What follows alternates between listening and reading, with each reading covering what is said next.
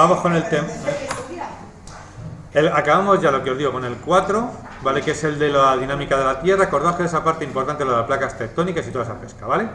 Entonces lo metemos ya ahora, una vez que hemos visto lo de la placa, o sea, la parte de la Tierra, interna, toda esa pesca, nos vamos a meter con los procesos geológicos externos, es decir, no cómo se forman las cordilleras o demás, sino cómo son modificadas pues por el agua, el viento, por los fenómenos externos, ¿vale? Eso es un poco lo que nos vamos a meter en este tema, ¿vale? Vale.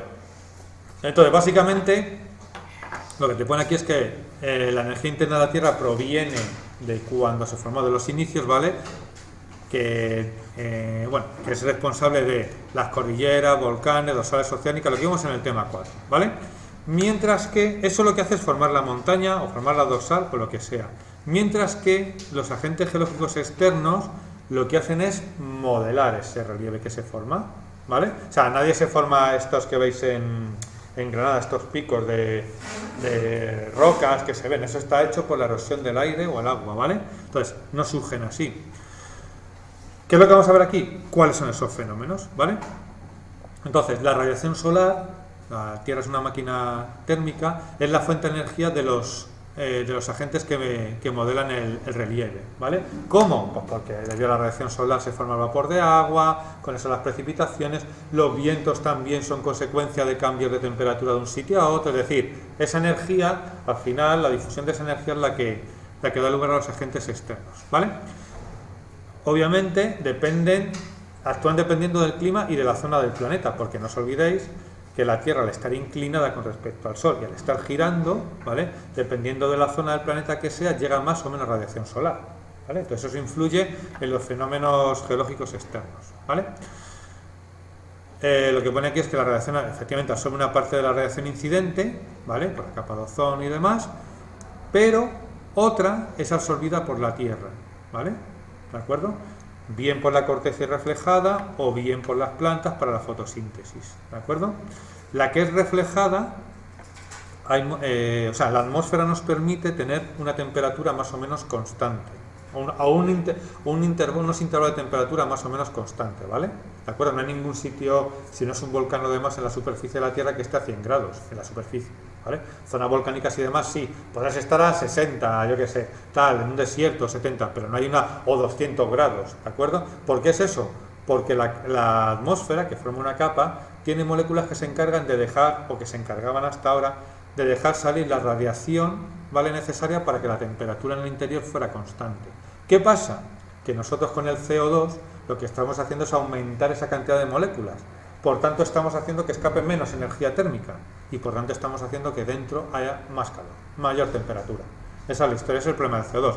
Porque el CO2, lo he dicho antes en la clase anterior, lo digo ahora, el CO2 no es tóxico. O sea, nadie se muere por inhalar CO2.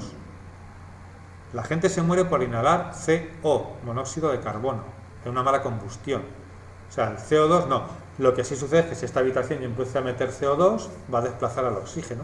Y entonces no habrá oxígeno y me moriré porque no hay oxígeno. Pero inhalar CO2 no es tóxico. El ozono sí. El ozono produce, cuando no está en la atmósfera, sino que está en la troposfera, es decir, en la Tierra, por los coches y demás, produce picor, no sé qué, tal. Pero el CO2 no. De hecho, las plantas utilizan el CO2 para producir oxígeno y compuestos. Pero ya digo, el CO2, que la gente dirá, ¿es tóxico? No. Nadie se muere. Como decían el submarino este ruso que se hundió, se han muerto por el CO2. No, se han muerto porque se acaba el oxígeno. Punto. Ya está. Ahora, el monóxido de carbono, si de hecho en las cocinas tendréis una rendija superior y una rendija inferior. La superior es para que salga el monóxido de carbono, que es el chungo, el CO, y la inferior es para que el CO2 salga. Es una para cada uno, ¿vale? Porque si la caldera quema mal, es el motivo. En lugar de llegar a CO2, que no pasa nada, se queda en CO. Y el CO sí lo que hace es que entra en el cuerpo y sustituye al oxígeno. Y ahí ya tenemos un problema. Es más, no te va a producir ninguna reacción, lo que te va a producir es sueño, porque tu metabolismo se va ralentizando. Al no tener oxígeno poco a poco, lo que vas haciendo es quedarte dormido. Eso es lo que puede pasar con una persona que queda dentro de un vehículo. Por ejemplo, una vez, lo típico que se decían de que meten el tubo de escape, parte de los gases lo meten dentro del coche, y cierran. Lo que está haciendo es metiendo CO. ¿Cuál has dicho que era el de abajo? El de abajo es el CO2 porque pesa. ¿Pesa más que el aire entonces? Más que el oxígeno, claro, porque el oxígeno es O2, que es 32, y el CO2 es carbono y SO2. Entonces es CO2, por tanto, mientras que el CO es uno de carbono y uno de oxígeno. Entonces pesa menos que el oxígeno y entonces va por arriba. ¿Vale? Por eso te dicen también, por el humo y los gases, cuando un incendio, tírate al suelo y ves, pues ahí va a haber menos cantidad de CO. ¿Vale? Bueno, entonces lo que tenéis aquí es el esquemita este, del efecto invernadero un poco, la radiación del sol llega, va a la corteza, ¿vale? Que es lo que tenéis, la parte que tenéis aquí, ¿vale? Y de la corteza se refleja. Y parte se va afuera, ¿vale? No hace nada, y parte se vuelve a reflejar hacia la Tierra. Y esa es la que nos mantiene calentitos, por decirlo así. ¿Vale? Es un poco lo que... Y también lo que hace que por el día no estemos pues a 100 grados y por la noche a menos 5.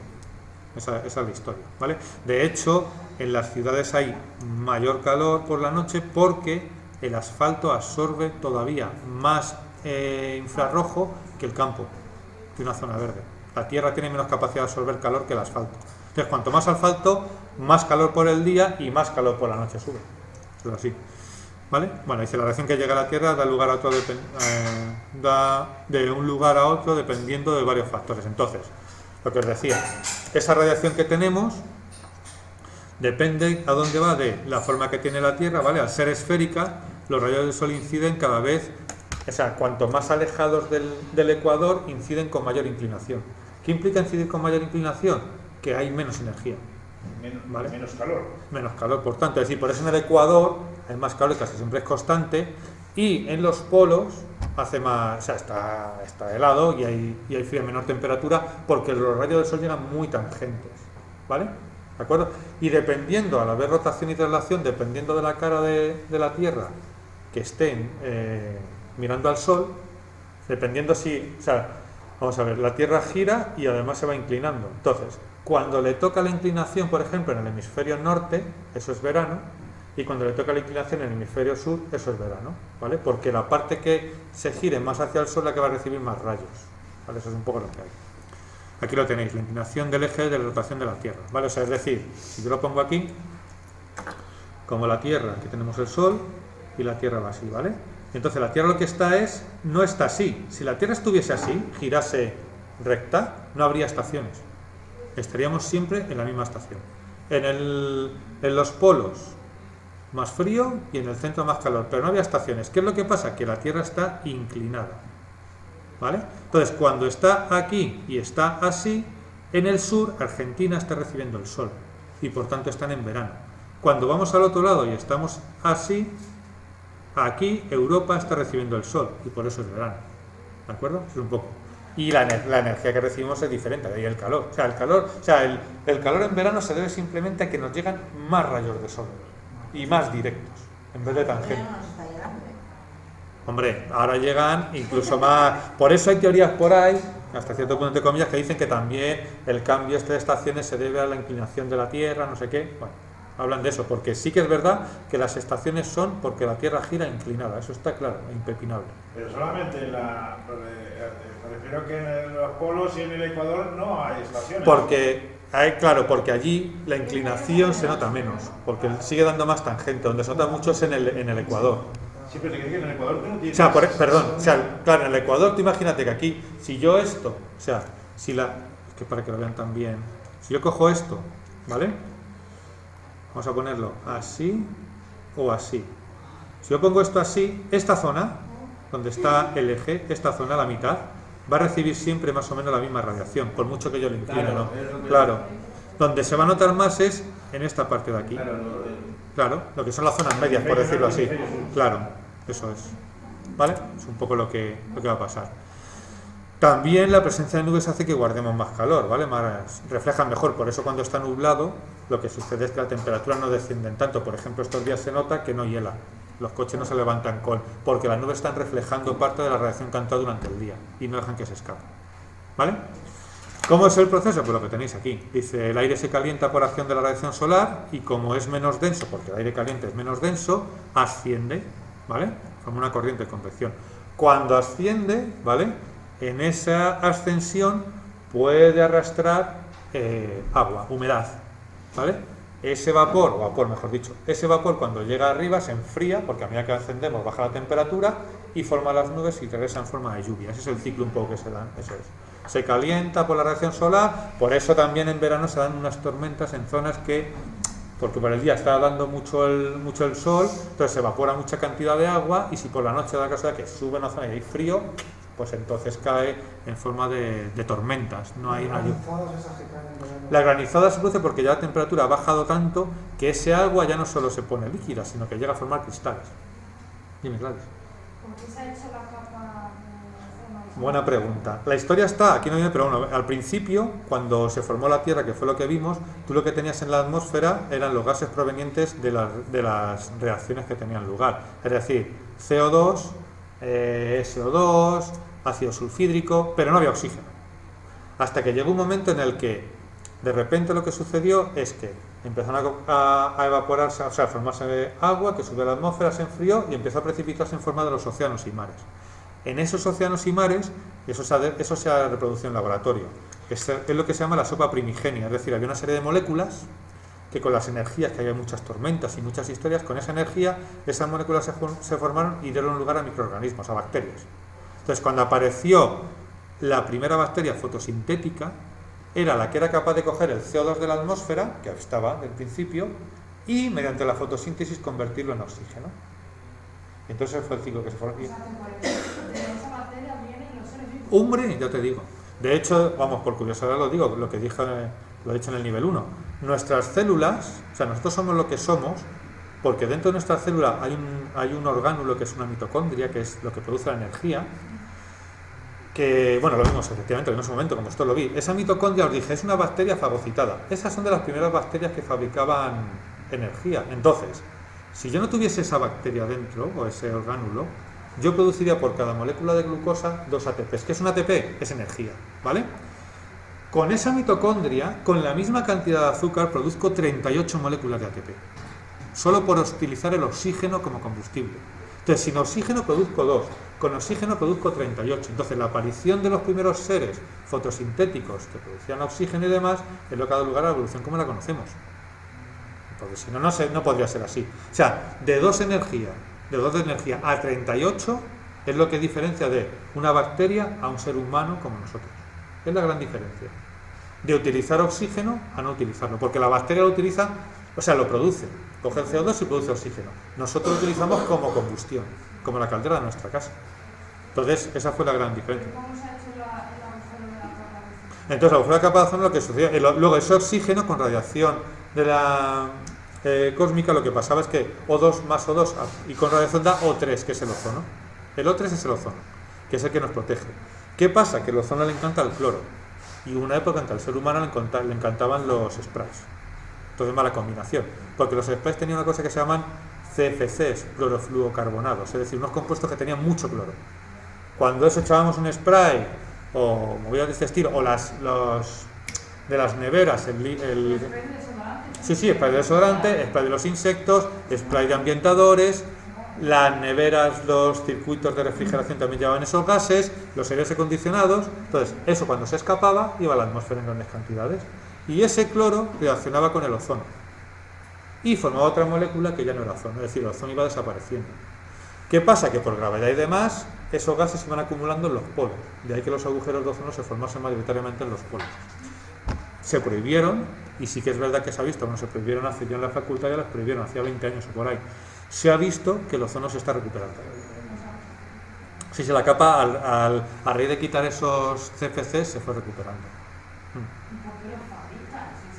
No lo sabían, al principio eso lo fabrican como todo, yo lo fabrico y claro que no saben si vas a tener 3 millones de botes, porque yo que sé, esto es lo típico, que una población evolucione en una zona utilizando sprays no va a hacer nada, pero claro, me olvidas cuando en el primer mundo pues somos un montón de países todos utilizando sprays, pues la cantidad es brutal.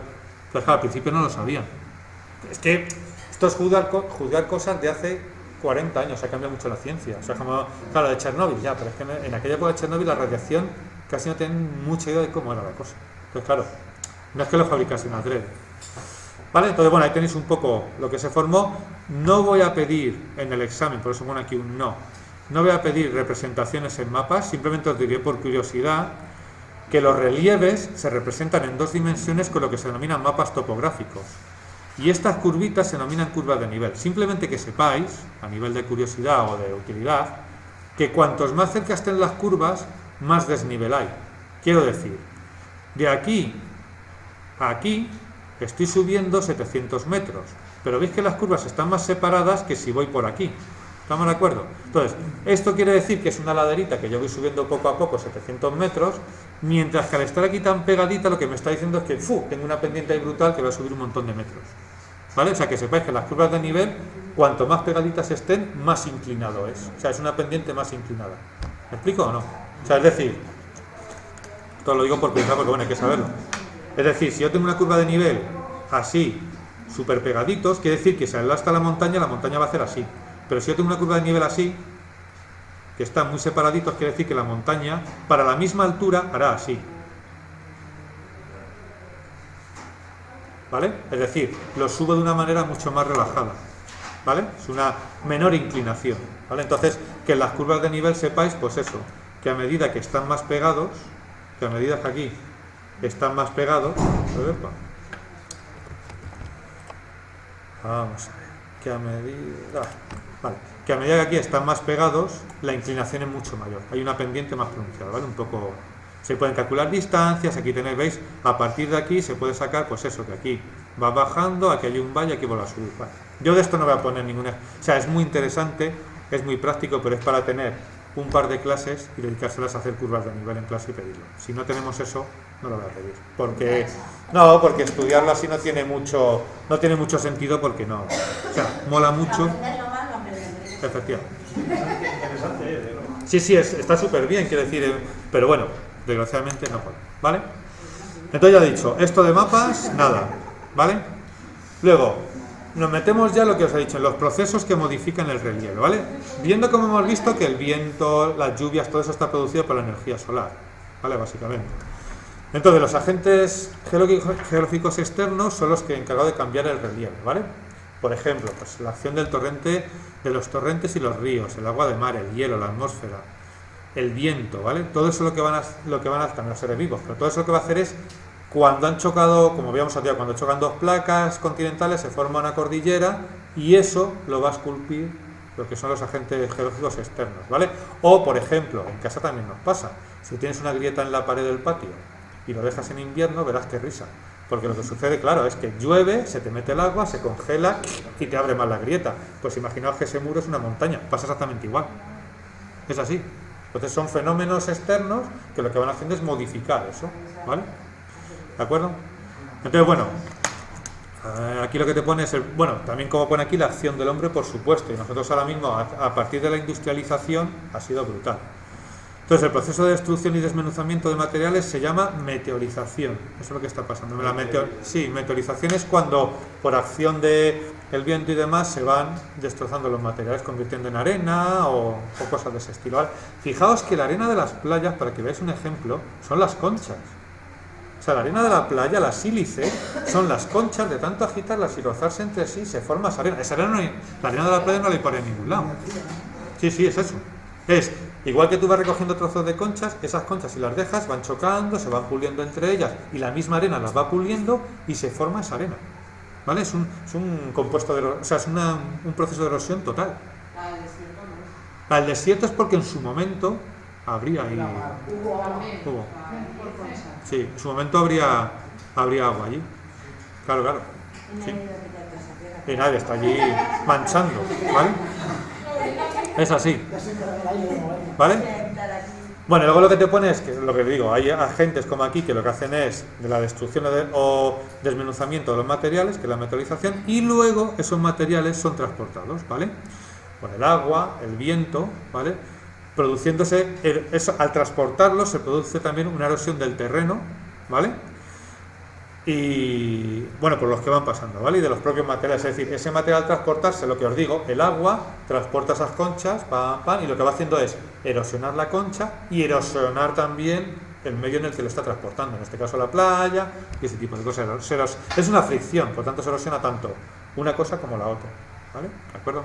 Y en los ríos pasa exactamente igual, los cantos rodados, a medida que la piedra, que están tan puliditas y tal, es una piedra amorfa, pero de tanto moverse y golpeándose y demás se quedan redonditas y a la vez va golpeando el suelo, el terreno y demás y va erosionando también. Es una cosa que hacen los dos, ¿vale? Bueno, luego esos materiales transportados llega un momento en que depositan en un sitio y lo que hace es un proceso de sedimentación, ¿vale? ¿Dónde se van a depositar normalmente? Pues en las zonas bajas de continentes y océanos, ¿vale? En las altas no, porque está lo que decimos, están más expuestas y está el viento y el agua soplando ya a tutiplén. Aquí tenéis, pues bueno, algunos ejemplos, ¿vale?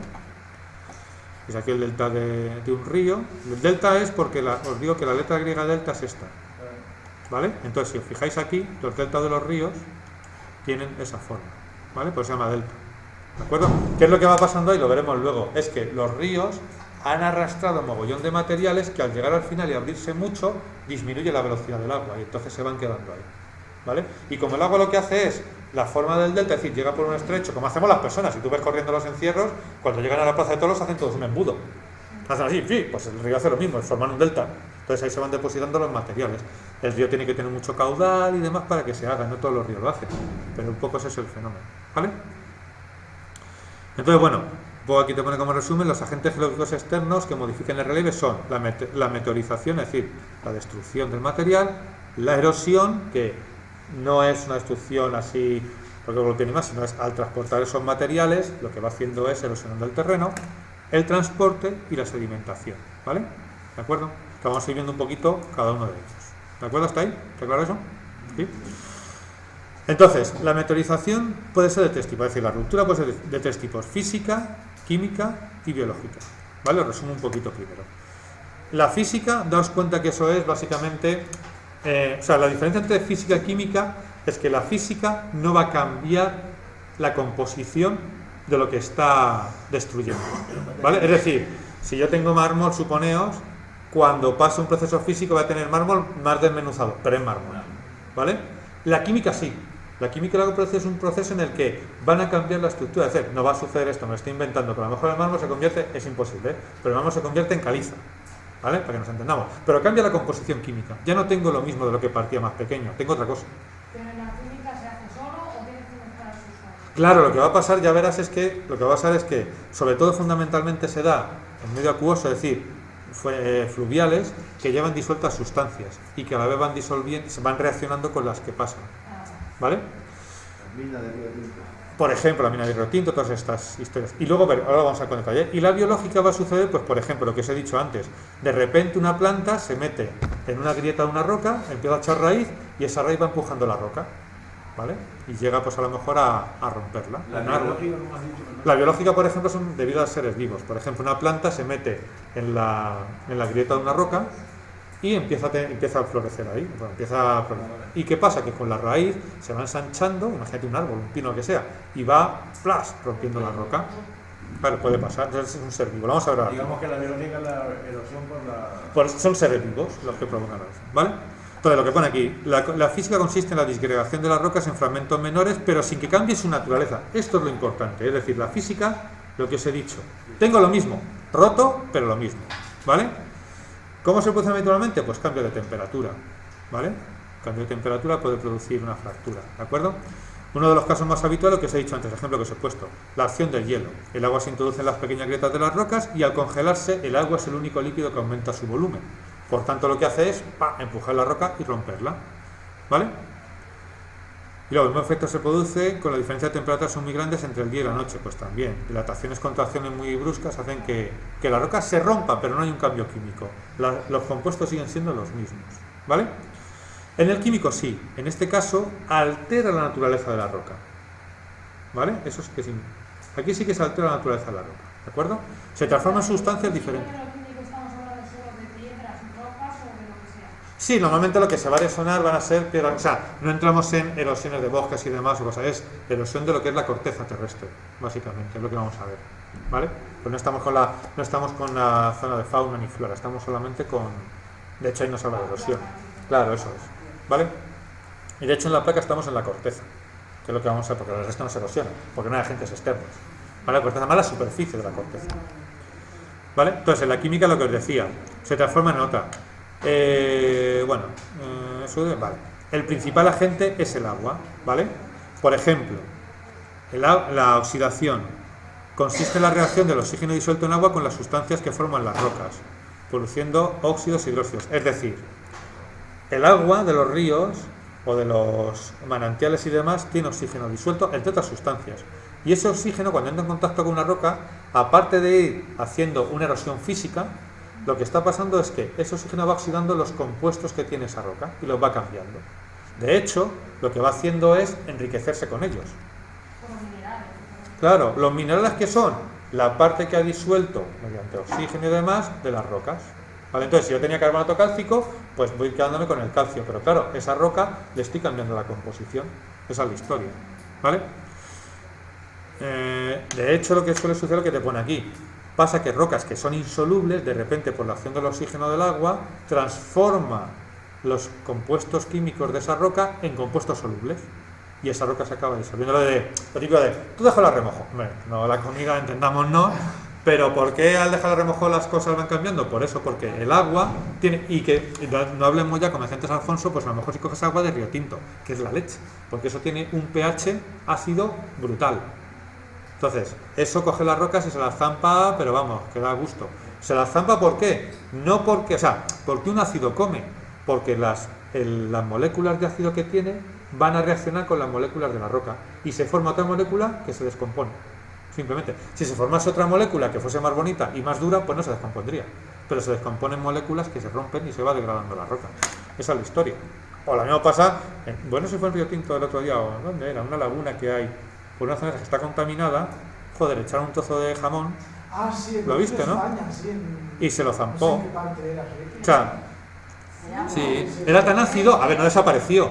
Cogieron en la laguna esa y decían, esta es una zona que también era una zona por ahí, era por Huelva, por ahí, y que había minería o no sé qué, y entonces dicen, el agua está contaminada, fijaos, y había una laguna allí, embalsada, y llegaba el tío y cogió un trozo de jamón de y lo echó. Y se vio como nada, a los 5 minutos o 6 no desaparece, pero empezaba a cambiar el aspecto, no sé qué, porque se le estaba corroyendo. Y eso es porque el ácido lo que estaba haciendo era destrozar, estaba en un cambio químico, porque lo que está haciendo es destrozar las moléculas del jamón york. Porque eso venía de una mina. Y la mina lo que había pasado es que tú horadas la mina, y al horadar la mina produces una erosión física, ¿vale? Pero lo que estás haciendo es que esos compuestos están pasando, a lo mejor meten agua para lavar o lo que sea. Pues parte de esa tierrecilla, de ese polvillo, coge el agua y disuelve los compuestos que tiene y los convierte en ácidos. Y entonces van a hacer. ¿Cómo? Claro, por ejemplo en Río Tinto, todas esas zonas así. Que fueron a Alcoya, ¿no? Hace muchos años, cuando se partió. Por ejemplo, ¿qué pasa en estos sitios? Hay dos problemas. Un problema es que no esté aislado por debajo, porque lo que va a hacer ese agua es filtrarse por el subsuelo e ir a los acuíferos. Y otro problema es que llega un momento en que reviente una parte y se contamine. Y limpiar eso es brutal, porque tienes que meter máquinas excavadoras y limpiar toneladas y toneladas de tierra. Bueno, ha pasado hace poco aquí en Madrid, decían, ¿en dónde fue? En Coslada, por ahí, no sé qué. Una pista de hielo y de repente empezaron a ver que había charcos verdes fosforitos. Claro, sí, yo vi el reportaje y dije, eso es anticongelante. Claro, era el anticongelante que habían tenido allí las pistas de hielo. ¿Qué pasa? Se habían llevado la pista de hielo. Yo imagino, no lo sé, esto no lo sé, es cosecha mía, pero imagino que el anticongelante lo que hace es bajar el punto de fusión del agua, es decir, que se derrita antes. No sé si echarían eso para derretirlo, pero el problema está en que la empresa responsable no tiene que limpiar los charcos, tiene que meter máquinas excavadoras y remover metros cúbicos de tierra, porque claro, eso se ha filtrado. Pero no vale aunque me quiten la superficie y digan, vale, ¿no lo ves? Ya no está. No, eso está abajo. Y eso se ha filtrado. Y tendrás que meter las toneladas de tierra hasta que llegues a una zona donde ya no haya compuesto de eso. Entonces el problema de este tipo de cosas de la erosión química es ¿a dónde va eso? El hombre lo que hace, como siempre, es acelerarlo. Cuando yo meto una mina, es lo que haría la naturaleza en millones de años, lo hago yo pues en 20 años. Porque empiezo a sacar rocas, pues eso comienza rico en azufre, no sé qué tal, y estoy cambiando el pH del agua. ¿Qué pasa? Se formará un ecosistema, porque en Río Tinto viven bacterias. La movida es que ese ecosistema no se excluye. O sea, es decir, el equilibrio se va a formar. Habrá bacterias que no se quedan, pero no vamos a estar nosotros en él. Ese es el peligro que hay. Es como el CO2. La Tierra va a sobrevivir a nuestro CO2. No, y porque todo se adapta, es decir, todo encuentra un mecanismo donde hay algo que encajará. Pero la movida es que no va a ser como antes, claro. Claro, pero nosotros en ella sobramos. Por ejemplo, entre otros seres, claro. Es así. La vida se abre camino. La vida se abre camino. Está en Nacho y poético, ¿no? Eso es. Ahí estamos. ¿Qué tal fumamos? ¿Qué tal fumamos? ¿Vale? Escucha, no, me tiene que decir, pero la verdad es que es lo que fuma, porque no. Fijaos, por ejemplo, aquí dice, la carbonatación consiste en la acción del dióxido de carbono disuelto en agua, por ejemplo. ¿Qué le pasa? Esto ya es los monumentos de Madrid, las estatuas y todo esto son rocas, que decir, están hechas en pues, granito, no sé qué tal, en movidas de estas. ¿Qué pasa? Que la mitad están desfigurados y los edificios igual. ¿Por qué? Porque lo que está produciendo es que el CO2 que nosotros producimos con los coches y demás, el CO2 de la combustión, cuando yo le meto agua de la atmósfera, se produce una reacción que forma H2CO3, que esto es ácido carbónico. O el SO3 de los coches, que también viene de la combustión de restos fósiles, más agua, me da un ácido que es H2SO4, sulfúrico, ácido muy potente. Y este ácido hace una erosión química. Se come la roca, se come la estatua, por eso está deformada. ¿Eso dónde está? En la atmósfera. Ahora no está en la atmósfera. Sí, sí, claro. Sí. Pero al llover, Ya ha venido. al llover lo que sucede es que cae. Claro. Acidifica, por ejemplo, los ríos y todo ese tipo de cosas. Claro. Eso es así. ¿Qué ha sido dicho que era sulfídrico? El ácido sulfúrico. Ah, sulfúrico. Sí, el sulfídrico es otro también que lo produce.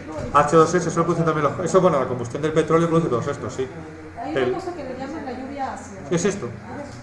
Es H2S. Es este compuesto, el CO2 que es un gas, y el SO3 que es un gas, se van a la atmósfera. El CO2, ya os he dicho que si no, o sea, no produce intoxicación.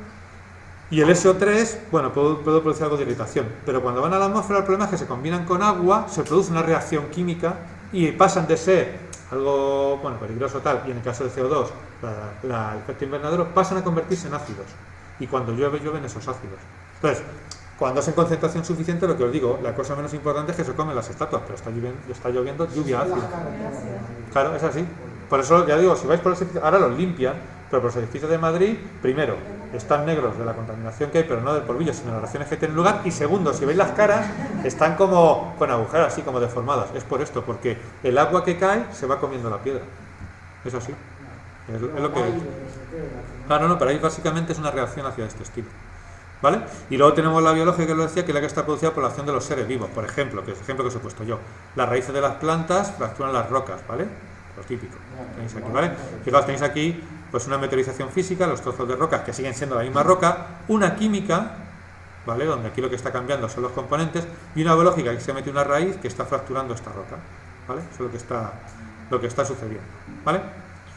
Bueno, aquí tenéis, que he ido haciéndolo yo, dice, observa el líquen que crece en esta roca. Vale, el líquen es esta movida de aquí, el musgo este, ¿vale? Dice, ¿qué efecto produce sobre ella? Bueno, aquí hay dos partes. Por un lado, la disgrega, porque se puede introducir y disgregarla, y por otro lado, importante, la disuelve.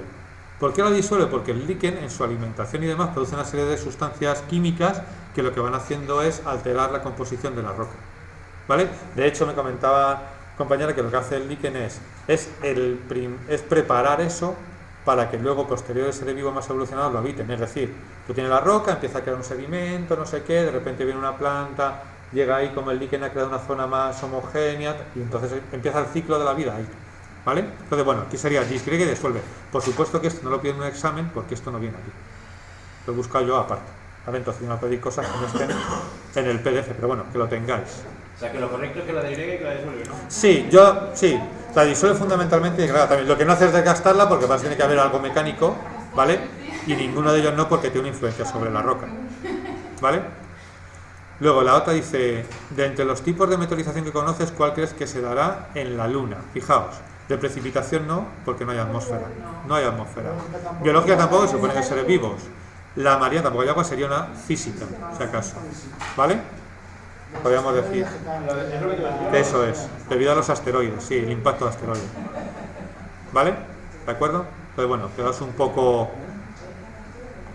Vale, entonces quedaos un poquito con esto, ya os digo, con la historia de lo que es la meteorización, ¿vale?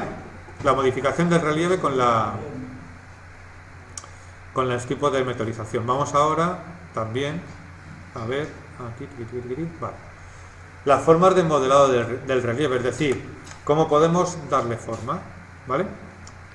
Es más desgastar. Entonces, en este caso, lo que hacen los agentes externos es modelar el relieve. Se produce un transporte, bueno, lo que os he dicho, se produce transporte de materia desde las zonas más elevadas, ¿vale? Que se rebajan y redondean hasta las que depositan los sedimentos produciendo elevaciones del terreno, ¿vale? Más o menos grandes. No hablo de montañas, por supuesto. Las formas importantes de modelado del relieve son fluvial, torrencial, kárstica, litoral, joder, como la fabada, glaciar y eólica. Las 5 primeras son debidas al agua, ¿vale? O sea, estas, ¿Qué es la cárstica? ¿Qué es la cárstica? ahora vamos a ver cada una. Esta es debida al agua, ahora vamos a ver. Pregunta de examen, ¿no? La fluvial al agua. Todas estas 5 son debidas al agua en diferentes estadios, ¿vale? La eólica es la del viento. Ahora vamos a ir viendo cada una, ¿vale? Pero como por aquí, las 5 primeras se deben al agua, líquida o en forma de hielo, y la última se debe al viento, ¿vale? ¿De acuerdo? Vale, ahora vamos a ver cada una. A ver, vale, si tenéis aquí un poco... Vamos a ir viéndolas ahora y ya vemos qué es lo que es, ¿vale? Pues quedamos con la copla esa de que 5 debidas al agua y una debida al viento. ¿Vale? Bueno, aquí tenéis, por ejemplo, fijaos, aquí está claro que esta erosión, aquí se está produciendo este cañón, esta erosión debida al agua, que va además erosionando por aquí, depositando sedimentos, y que esta es debida al viento, por la forma que tiene, ¿vale? No es una erosión debida al agua, y además esta también, por ejemplo, el arrastre de las dunas estas móviles que hablan y demás. Sí, esto por ejemplo, yo sé que en Almería hay algún campo, hay fotos por ahí en internet muchas, que hay un campo, que no sé cómo, no recuerdo cómo se llama, de esta estructura, pero son estructuras modeladas por el viento completamente, ¿vale? Es que no sé cómo se llama ahora mismo, sí, pero hay una zona donde, como es una zona desértica, pues tienen este tipo de estructuras, ¿vale?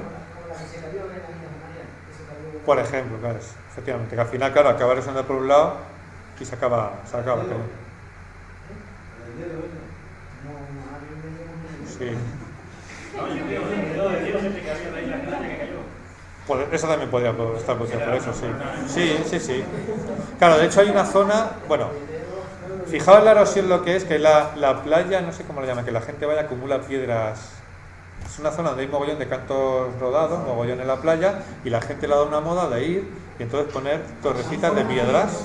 Eso es un tío que hace algo. Claro, no, eso es que la gente vaya a hacer. Entonces, ¿qué pasa? Lo han prohibido porque por lo visto se están cargando el ecosistema, porque los bichos que hay por allí y tal, al poner las piedras amontonadas, les quitan el refugio y no sé qué movidas. Pero bueno, eso es un tipo de... Las piedras sería una erosión física más la que podemos hacer nosotros al moverlas, ¿vale? Bueno, entonces aquí tenéis, vamos a ir viendo cada una. Aquí tenéis el modelo fluvial, ¿vale? Está formado, es el que realizan los ríos, ¿vale? ¿De acuerdo? Entonces, los ríos forman desfiladeros, como el río Mesa en Zaragoza, bueno, que te lo ponen por aquí, o bien amplias llanuras, es decir, bien, te forma un desfiladero cuando no se ve que erosiona, o una llanura muy amplia, ¿vale? Se va ensanchando, es decir, se va comiendo las orillas, básicamente, que es lo que pasa en las zonas llanas, ¿vale? En las zonas bajas se forman meandros, que son los recovecos, estos que hay, ¿vale? Los meandros, recordad que es las formas que tienen los...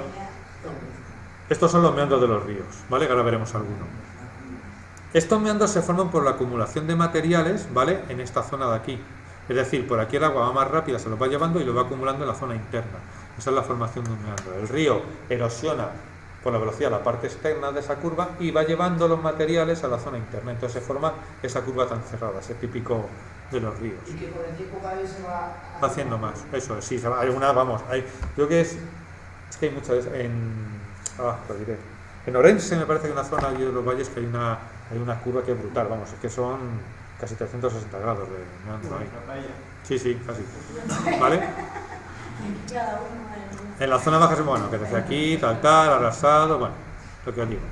Y luego lo que va pasando es, por ejemplo, que decía que también un modelo fluvial es lo que decía, la desembocadura de los ríos en el mar, los deltas. Si va acumulando sedimentos ahí y lo que va haciendo es ganar terreno al mar, ¿vale? Va cambiando ese entorno, ¿vale? Aquí tenéis el desfiladero, la historia esa, ¿vale?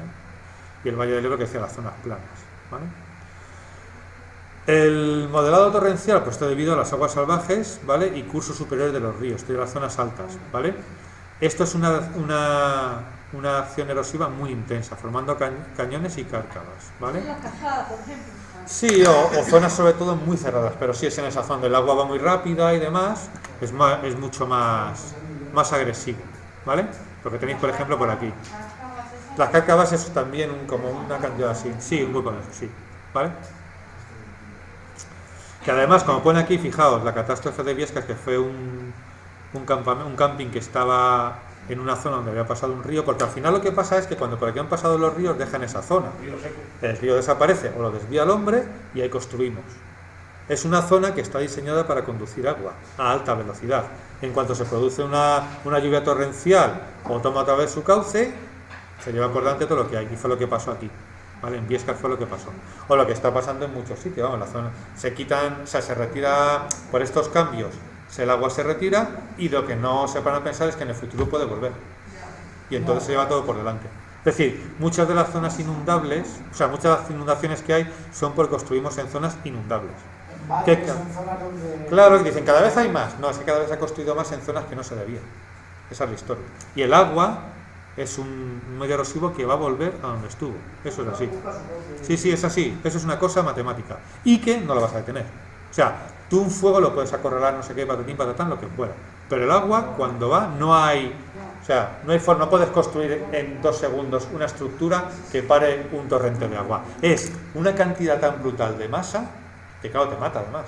O sea, es que te mata, porque es un golpe que te da como si te caen 5 armarios empotrados encima. Pues hasta luego. Entonces, la gente dice, el agua, pues en la piscina no pasa nada, nos ha jodido. Pero el agua a 50 km por hora, 15 toneladas de agua, hasta luego. Lo que ha pasado este verano en Murcia, en este sitio, cuando ha caído lo de la, Claro. la gota fría esa. No, Es que- este verano no, de cada 3 meses. Claro, es que es así, es que es lo que Luego pasará. vas allí. Claro, a no ser, por ejemplo, en Valencia era muy típico antes eso, e desviaron el río. Pero está hecho con ingeniería, no sé qué, entonces sí que es verdad que allí las inundaciones se han controlado porque hace, pues no sé, 25 años o por ahí, era algo muy, no, en Valencia, era algo muy normal, que el centro de Valencia se inundase. O sea, era algo que todos los años sabían que iba a pasar. Como chupa el agua ahí, ¿no? Como- Claro, es que hay nivel freático, al tener el mar al lado, el suelo está lleno de humedad, entonces no lo va a chupar. Entonces, Todos los años inundaba. claro, ahora que han hecho, pues estructuras civiles donde lo que han hecho es encauzarlo y desviarlo por otro lado. Entonces, bueno, ahí sí que es otro rollo, ¿vale? Aquí tenéis el modelo kárstico, es lo que decíamos, el agua produce la disolución de los suelos formados por calizas o yesos, es decir, la caliza o el yeso es un mineral que es muy soluble, ¿vale? Entonces, ¿qué es lo que hace? Cuando pasa el agua, lo que va a hacer es disolverlo, ¿vale? Y va a formar este tipo de estructuras que tenéis por aquí, ¿vale? ¿De acuerdo? O sea, lo que hace es relieves muy regulares o cavidades, ¿vale? Lo que pasaba, por ejemplo, esto es lo típico en Estados Unidos, aquí en España también pasa en algún lado, que de repente una zona hacia una casa se hunde en un agujero. O sea, está ahí construido y ves un socavón de la leche. ¿Qué ha pasado con ese socavón? Que por debajo hay agua, porque esto que estamos viendo con ríos también pasa con aguas subterráneas. Entonces, si la roca que hay debajo es una roca de este estilo y está pasando agua, ese agua va disolviendo esa roca, hasta que llega a un punto que no aguanta el peso que tiene encima y se hunde y se lleva todo lo que tiene encima, ¿vale? En las carreteras, es lo típico de inundación, carretera rota. ¿Por qué? Porque ahora, dado a lo que pasa aquí ya, aquí no es, ojo, aquí no es una cuestión química como aquí es una cuestión física, es decir, el agua se lleva a la tierra que había debajo y entonces se queda sin tierra y para abajo. Por ejemplo, también en las playas el oleaje se lleva la tierra de las construcciones de la orilla y entonces el paseo marítimo a tomar por saco. Pero eso no es químico, ahí no se están poniendo reacciones químicas, es algo físico que se lleva a la tierra, punto. ¿Vale? Entonces, bueno, pues lo que se llama una dolina es eso. Se ha hundido un fragmento de la superficie de la tierra porque se ha dado la parte que había abajo, ¿vale? Y luego las estalactitas las estalactitas, que lo que hacen es el agua va disolviendo las sales y posteriormente se evapora y deja la sal. Y entonces lo que va pasando es que cada vez que hay una gota se va evaporando, se evapora cuando llega abajo y va formando esos chupetones que caen del techo, ¿vale? Las estalactitas o las estalagmitas, ¿vale? Que suben desde el suelo, ¿de acuerdo? Bueno, eso es lo que decía, un poco eso es por disolución y demás, ¿vale? Eso son ese es el kárstico, o sea, en el kárstico lo que hay es disolución y si hay disolución hay una reacción ahí, ¿vale? Y el modelado litoral, pues bueno, el litoral está formado por el mar, ¿vale? Es lo que decimos. Son pues los acantilados, los sedimentos se acumulan formando playas de arena o barras que aíslan zonas de mar originado en pequeños mares, lo que tenemos aquí, ¿vale? Todo ese tipo de cosas, ¿vale? Los mares interiores, como el que pasó en Murcia, bueno, es un poco esa es la historia que con el litoral, ¿vale? Todo eso es el agua, ¿de acuerdo? Aquí tenéis, ¿veis? Por ejemplo, aquí tenéis un meandro, bueno, varios meandros. ¿Veis las curvas que hace el río? Esta es la historia, es decir, por aquí se van depositando sedimentos y se va formando esta estructura, ¿vale? Ahora lo vamos a ver. Aquí lo tenéis. Dice, ¿por qué se forman los meandros del río que ves en la imagen? ¿El terreno por el que discurre el río debe tener esa forma? No, no es que tuviese esa forma y de repente el agua entrase ahí. Se produce erosión de una orilla y depósito de sedimentos en la otra. Efectivamente es por eso. La otra, la presencia de árboles, produce esas curvas tan pronunciadas. No, el agua disuelve la zona del terreno que adopta la forma característica. No, el agua no disuelve. Eso es, aquí hay un transporte para que se produzca este meandro. No vale solo con que lo disuelvas, ¿vale? Tiene que haber un transporte de una zona a otra. Y fijaos, mirad esta de aquí, lo que decía antes. Fijaos que casi son 360, ¿vale? Casi da una vuelta, ¿de acuerdo? Entonces un poco debido a la erosión. Pero la última tiene que ver, ¿no? El agua disuelve una zona de terreno. No, porque, claro, disolver implicaría, es que fijaos, entre la segunda y la cuarta yo haría la siguiente diferenciación. La segunda, lo que se produce es una erosión, es decir, un transporte. Transporte, pero no cambio. Mientras que la última lo que se está hablando es de disolución, es decir, de cambiar la composición, lo que pasa en las rocas, en las estalactitas. Entonces, no quiere decir, ojo, no quiere decir que ese agua no produzca también disoluciones en los materiales, pero esa disolución no es la causante de que se forme el meandro. ¿Me explico? Claro, efectivamente. Sí, también se puede hacer disolución, pero no es esa. Entonces, aquí es más el movimiento de material de un sitio a otro, ¿vale? El que va a hacer, de hecho, lo que hará será que se acumule en un lado y el agua llega ahí y cambie su curso, se cierre más. O sea, si yo voy acumulando aquí, si yo viene por aquí un río y aquí voy acumulando cada vez más sedimentos, aquí se van acumulando, cada vez mi río lo que irá es girando más, ¿vale? Y al girar más, esto va a provocar aquí más sedimentación y va haciendo esa es la curva. O sea, va acumulando los sedimentos que lo van dando. O sea, el propio agua en su transporte se va haciendo una estructura que la va a guiar.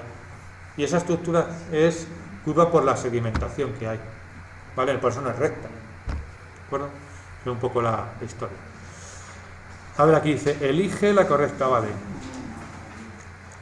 ¿Qué es cierto en relación con los deltas de los ríos? Bueno, se forman por sedimentación de materiales arrastrados por el río, efectivamente, ¿vale?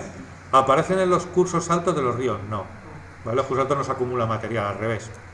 Solamente se forman en zonas muy cálidas, tampoco tiene por qué. Los ríos con poco caudal son los que suelen formar deltas, tampoco, ¿vale? ¿De acuerdo? Sería un poco eso, ¿vale? ¿Está claro hasta aquí más o menos? Esto un poco lo repasé, luego hay mucha información, pero bueno, un poco sepáis lo que hay, ¿vale? No tiene más misterio. Bueno, el modelado de glaciar, ¿vale? Entonces, el modelado de glaciar lo que es, son sitios donde antes había acumulación de agua en forma sólida, ¿vale? Los glaciares. Entonces, ¿qué es lo que van haciendo? Pues lo que provocan son donde estaban valles en forma de U, ¿vale?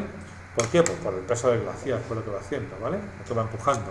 Pero todavía hay glaciares, realizan su acción erosiva de forma continua, ya que se van moviendo, ¿vale?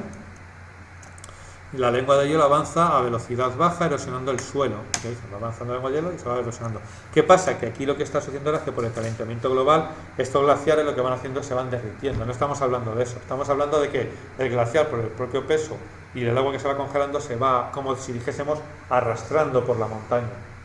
No apreciablemente, porque es muy lento, pero eso es a lo que me refiero. No el hecho de que se rompa el glaciar, ¿vale? O sea, lo que hablo es que ese peso de agua que está sujetado, que por rozamiento con la montaña, cuando tiene mucho peso, la va horadando un poco, ¿vale? Bueno, el Pirineo. Se forman circos y valles glaciares. Bueno, es un poco son estructuras, ¿vale? Como el de Ordesa. Y los lagos de alta montaña, que son eso. Es decir, un lago de alta montaña normalmente ha sido porque existió un glaciar que se ha derretido.